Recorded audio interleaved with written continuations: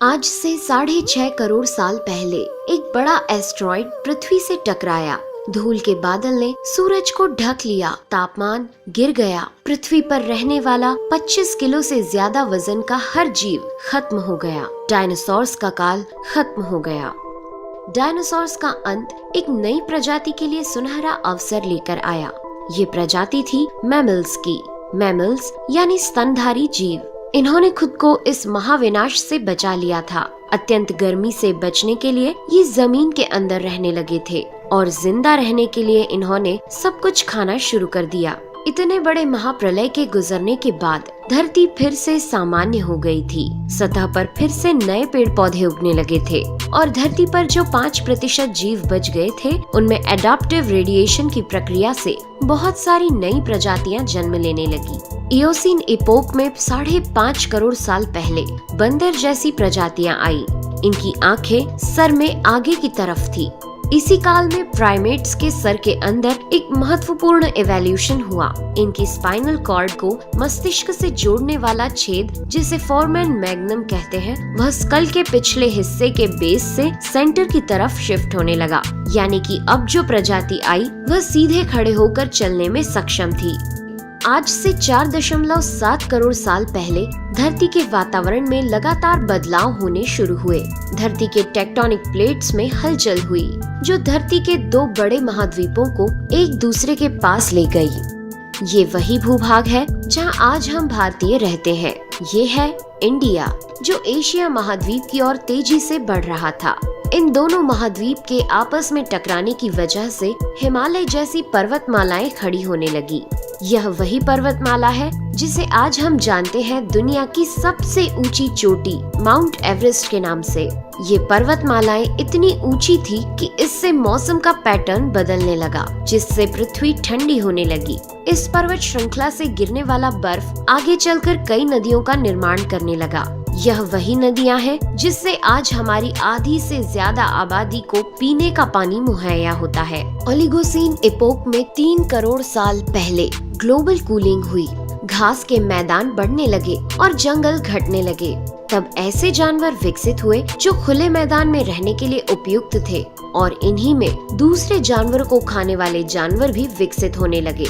1 करोड़ साल पहले पृथ्वी वह रूप लेने लगी थी जिसे आज हम देख रहे हैं। धरती का वातावरण लगभग पूरी तरह से आज के समान बन चुका था और धरती के सारे महाद्वीप लगभग पूरी तरह से जाने पहचाने थे। लेकिन परिस्थितियां फिर बदलने लगी। 40 लाख साल पहले धरती की टेक्टोनिक प्लेट में एक बार फिर से हलचल हुई और अफ्रीका के पूर्वी इलाकों में एक नई पर्वत श्रृंखला का निर्माण हुआ। ये पर्वत श्रृंखला थी ईस्ट अफ्रीकन रिफ्ट वैली। इस पर्वत श्रृंखला के उभर जाने से यहाँ के हरे भरे जंगलों में आने वाली मौसमी हवा का मानसून पूरी तरह रुक गया और इस वजह से यहाँ के जंगलों में बारिश आनी बंद हो गई। यहीं इसी जंगल में रहते थे द ग्रेट एप्स। ये हैं हमारी काफी दूर के रिश्तेदार। हमारे ये पूर्वज कहलाते हैं पेरोलापिथिकस या पेरोला। हमारे परिवार की शुरुआत इसी ग्रेट एप्स से हुई। पेरोला पेड़ों पर रहते थे और फल खाते थे।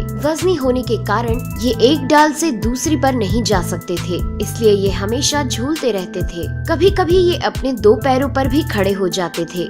ये चल सकते थे। आम धारणा के उलट सीधे चलने की क्षमता जमीन पर नहीं बल्कि टहनियों पर विकसित हुई। बाइपेडलिज्म यानी 2 पैरों पर चलना इंसानों की नहीं बल्कि एप्स की खोज थी। आगे चलकर ये ग्रेट एप्स जलवायु और जगह के अनुसार बदल गए। कुछ चिंपैंजी और गोरिल्ला में विकसित हुए, कुछ इंसानों में विकसित होने शुरू हुए। वो पूरे अफ्रीका में फैले हुए थे। बारिश के बंद हो जाने से यहाँ के जंगल सूख गए, जिसका सबसे ज्यादा असर इन एप्स पर पड़ा। जंगल सूख जाने से इन एप्स के लिए खाने की समस्या उत्पन्न हो गई और इसीलिए अब ये पेड़ों से उतरकर खाने की तलाश में जमीन पर अपने कदम रखने लगे। ये है एडिपिथिकस रेमिडस ये हैं हमारे पूर्वज, जिन्होंने जमीन पर मानव इतिहास का पहला कदम रखा और आज इन्हीं के कारण हमने चांद पर अपना पहला कदम रखा। इनका दिमाग एक संतरे जितना बड़ा था और इनकी लंबाई 4 फीट तक थी। ये हमारे वंश के सबसे पहले सीधे चलने वाले जीव थे। कई हजार सालों के विकास क्रम के बाद ये 2 पैरों पर चलने लगे। इससे ऊर्जा कम खर्च होती थी और ये चलते चलते भी खा सकते थे। 2 पैरों पर चलने से अब ये सीधे खड़े होकर दूर दूर तक नजर रख सकते थे। समय के साथ साथ विकास की प्रक्रिया चलती रही और हमारे पूर्वज धीरे धीरे विकसित होने लगे। 23 लाख साल पहले हमारे पूर्वजों का दिमाग काफी बड़ा हो गया था। ये थे होमो हेबिलियस। इन्होंने पहली बार पत्थर को हथियार की तरह इस्तेमाल करना शुरू किया। जैसे ही इस मामूली से पत्थर पर धारदार किनारा बना, हमारे पूर्वजों के पास एक हथौड़ा आ गया। हमें काटने का हथियार मिल गया, जिससे वह हजारों ऐसे काम कर सकता था जो वह पहले नहीं कर पाता था। पत्थर के इस्तेमाल ने अंगूठे और उंगलियों को मजबूती दी, जिससे हम और अधिक कुशल तरीके से इनका इस्तेमाल करने में सक्षम हो गए। समय बीतने के साथ ही हमारे पूर्वज अब समूह में अन्य जानवरों का शिकार करने लगे थे। ये थे होमो इरेक्टस, जो अन्य जानवरों से ज्यादा होशियार थे। इन्होंने ही सबसे पहले आग का इस्तेमाल करना सीखा। आग की खोज हमारे पूर्वजों के लिए सबसे बड़ी खोज थी। ये उन्हें गर्मी, रोशनी, अंधेरों और जंगली जानवरों से सुरक्षा देती थी और इसी वजह से अब परिवार भी बनने लगे। इन्होंने आग पर मांस को पकाना सीख लिया था। आग पर खाना पकाने का मतलब था कि मांस को चबाने और पचाने में ऊर्जा का कम खर्च होना और इसी वजह से ये ऊर्जा अब इनके दिमाग में खर्च होने लगी और इन्हें कैलोरी और ज्यादा ताकत मिलने लगी, जिससे हमारे पूर्वजों का दिमाग काफी बड़ा हो गया। 2 लाख साल पहले आज के इंसान ने अपना रूप ले लिया था। लैरिंग्स यानी आवाज की जो नली हमारे पूर्वजों में गले के ऊपर थी, वो नीचे आ गई थी। अब हम ज्यादा जटिल आवाजें निकाल सकते थे।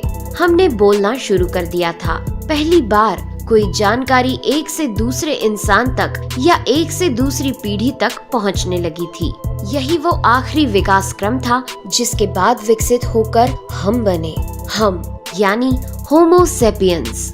1 लाख साल पहले इंसान कहीं भी जा सकता था। हमारे पास फुर्तीले हाथ और प्राचीन हथियार थे। हम बात कर सकते थे, आग को काबू में रख सकते थे। अब हम अपने अफ्रीकन घर को और बड़ा कर सकते थे। महाद्वीप यानी कॉन्टिनेंट खिसके तो अफ्रीका और यूरेशिया जुड़ गए और उससे बनी एक बहुत बड़ी जमीन जिसका नाम था एफ्रो यूरेशिया।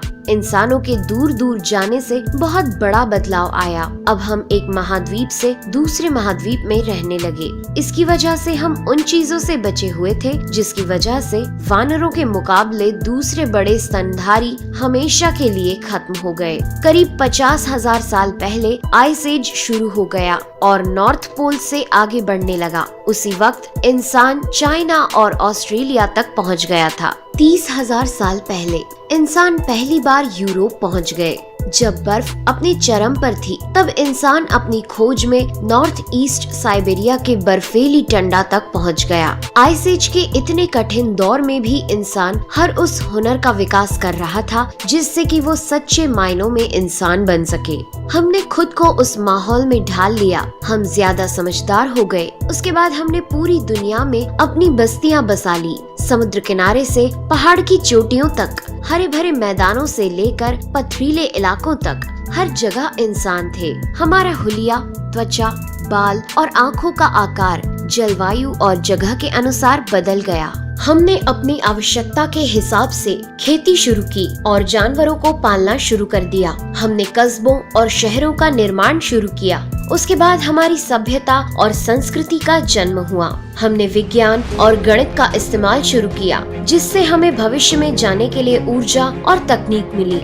ये है हमारा समय। अब हम पूरी तरह विकसित हैं। हमारे जैसा इस धरती पर अब कोई जीव नहीं। आज हम जानते हैं कि हम कौन हैं, कहां से आए हैं, लेकिन ये तो बस शुरुआत है। अभी हमारा सफर खत्म नहीं हुआ है। हमें अभी और आगे जाना है, आने वाली चुनौतियों का सामना करना है और खुद को और विकसित और आधुनिक बनाना है। दोस्तों आज के एपिसोड में बस इतना ही। वीडियो अच्छा लगा हो तो प्लीज लाइक करें और चैनल को सब्सक्राइब कर हमारा सपोर्ट जरूर करें। यदि आप नए हैं तो इस चैनल पर हमारे बाकी वीडियोस भी विजिट जरूर करें।